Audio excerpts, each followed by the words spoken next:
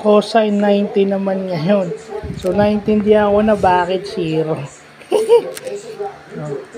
Nakalagay doon sa table 0. So, ito yon kung bakit 0. So, gamit mo yung cosine double-ended identity.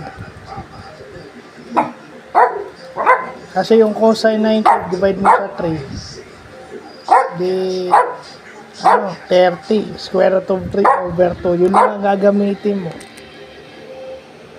So, yung pinaka-komplikado lang rito is yung left side. Kasi imumultiply mo yung 4 dun sa 3. Dun sa 3 square root of 3, naka-cube yun. So, yun yung medyo mahirap. Ito naalala ko, kumopya lang ako dun sa assignment eh. Tapos nung nag-major exam kami, open notes, kaya nakaligtas. So, ngayon nabalikan lang natin. So, yun lang po.